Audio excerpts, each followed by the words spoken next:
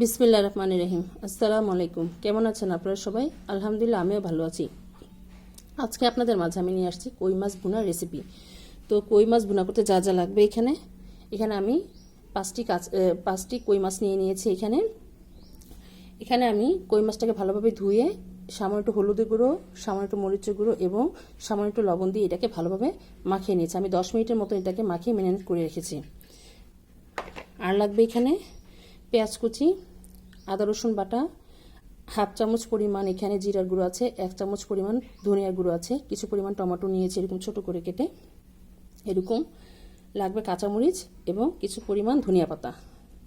আর লাগবে লাল মরিচের গুঁড়ো, হলুদের গুঁড়ো, স্বাদ মতন লবণ। তাহলে চলুন আমরা মূল রান্নায় চলে যাই।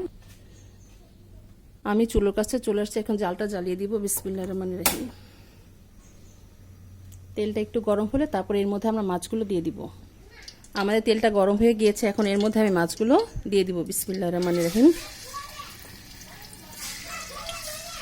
আমরা মাছগুলো দিয়ে দিয়েছি, এখন ভালোভাবে ভাজা হলে তারপরে উল্টিয়ে দিব আমরা।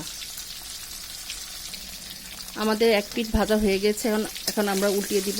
এটাকে উল্টিয়ে দিলাম।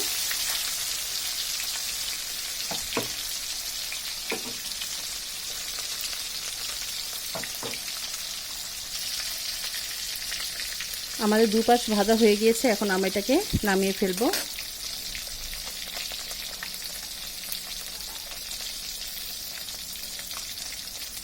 নামিয়ে ফেলতেছি। কই মাছটা একটু ভালোভাবে ভেজে নিলে ভালো হয়, তাহলে ভেঙে যায় না রান্নার সময়। এটা ভেঙে আসে না, অনেক সময় দেখা যায় ভেঙে যায় মাছগুলো, একটু সফট থাকে। এরকম করে ভাজা হয়ে গিয়েছে আমাদের। এখন যে বাকি তিনটা আছে সেটা এর মধ্যে দিয়ে দিচ্ছি, তেলের মধ্যে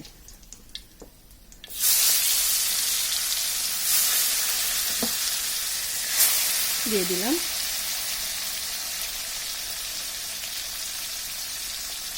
এখন আমরা এগুলোকেও ভালোভাবে ভেজে নেব। আমাদের বাকি মাছগুলো ভাজা হয়ে গিয়েছে, এখন আমরা মাছগুলোকে নামিয়ে নিব।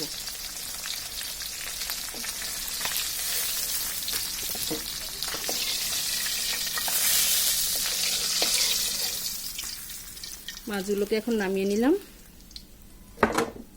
এখন আমরা ওই তেলের মধ্যে আর তেল দেব না, পেঁয়াজগুলো দিয়ে দিচ্ছি। বিসমিল্লাহির রহমানির রহিম। পেঁয়াজগুলো বেশি ভাজবো না, হালকা একটু নরম হয়ে আসলে এর মধ্যে আমরা মশলাগুলো দিয়ে দিব।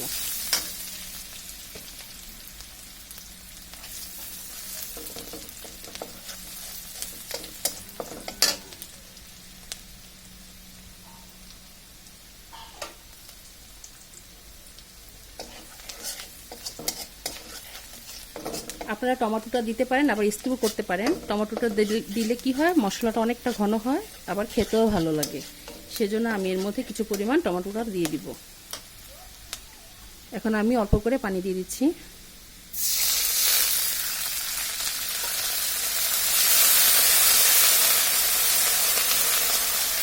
পানি দিয়ে দিলাম। এখন আমি এখানে আধা চামচ পরিমাণ লবণ দিয়ে দিচ্ছি, আধা চামচ পরিমাণ হলুদের গুঁড়া দিয়ে দিচ্ছি, 1 চামচ ভরে লাল মরিচের গুঁড়ো দিয়ে দিলাম। এখন যে ধনিয়ার গুঁড়ো, জিরার গুঁড়ো, আদা রসুন বাটা আর টমেটো এগুলো একত্রে এর মধ্যে দিয়ে দিব।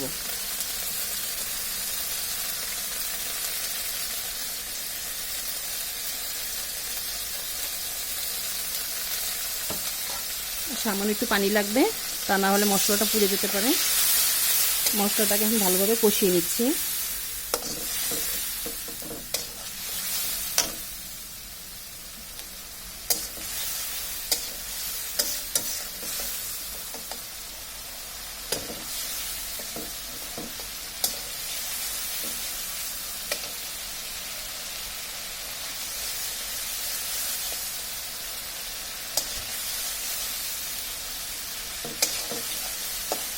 আমাদের মশলাটা প্রায় কষানো হয়ে গিয়েছে, এখন এর মধ্যে পরিমাণ করে আমরা পানি দিয়ে দিব।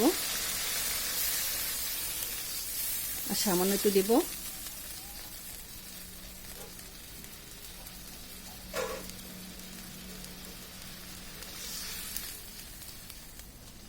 এখন এর মধ্যে আমরা যে মাছগুলো ভেজে রেখেছি তা এখন দিয়ে দিব। মাছগুলো দিয়ে দিচ্ছি। বিসমিল্লাহির রহমানির রহিম।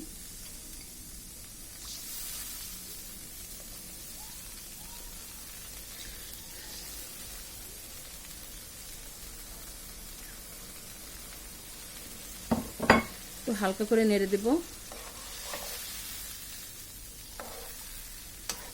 এখন আর পানির প্রয়োজন নেই আমাদের। এর মধ্যে এখন যে কাঁচামরিচগুলো আছে তার মধ্যে দিয়ে দিব।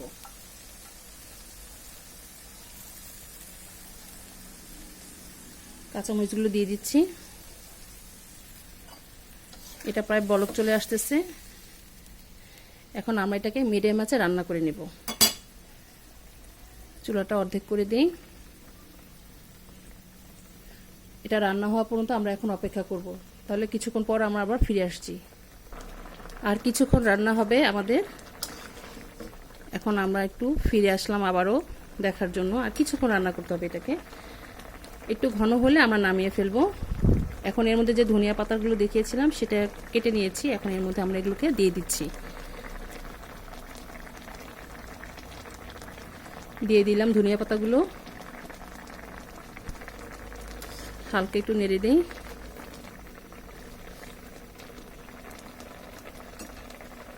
আর কিছুক্ষণ অপেক্ষা করি। আমাদের মাছটি প্রায় হয়ে আসছে। এই যে দেখুন মাখা মাখা হয়ে গিয়েছে। এই অবস্থায় আমরা এটাকে নামিয়ে ফেলবো। কই মাছ বেশিরভাগ ভুনা করলেই ভালো লাগে, আবার আলু দিয়ে ঝোল রান্না করলেও ভালো লাগে।